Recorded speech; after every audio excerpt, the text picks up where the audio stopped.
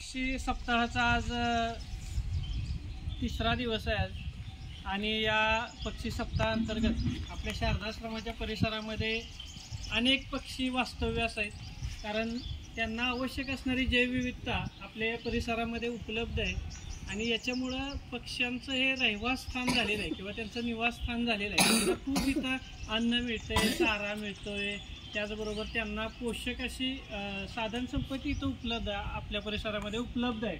आता इथं समोर तुम्हाला दिसतील बघा अनेक पक्ष्यांचे आवाज येत आहेत. आता त्या कोपऱ्यातमध्ये बघा ते पक्षी तुम्हाला मोजता सुद्धा येतील, एवढे पक्षी आहेत त्या ठिकाणी.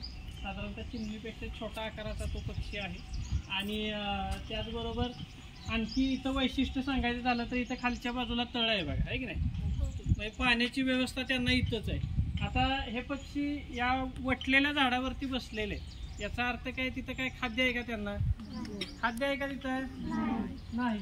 परंतु तिथून ते काय करतात, खाली ते तळ आहे तिथं त्यांना काय जे अन्न उपलब्ध असणार आहे, कीटक असणार आहेत, आणखी काय गोष्टी उपलब्ध आहेत त्या ठिकाणी ते खाणार आहेत. आता इथं ते शेजारी एक निलगिरीचं झाड दिसतंय बघा, दिसतंय का? हे विदेशी झाड आहे, त्याच्यावर पक्षी बसलाय का?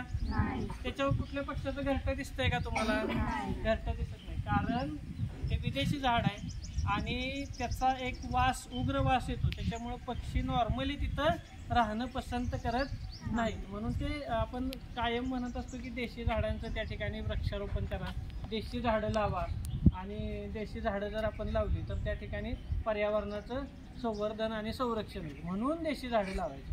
कारण पक्ष्यांना आश्रयस्थान हे वड, पिंपळ, त्याच्यानंतर उंबर आहे, अशा देशी झाडांवरती काय होतं, पक्ष्यांचं आश्रयस्थान त्या ठिकाणी तयार होतं. तर आपण आणखी आपल्या परिसरातले पक्षी नक्कीच बघणार आहे, परंतु पुढच्या व्हिडिओमध्ये आणखी माहिती पक्ष्यांविषयी घेणार आहोत.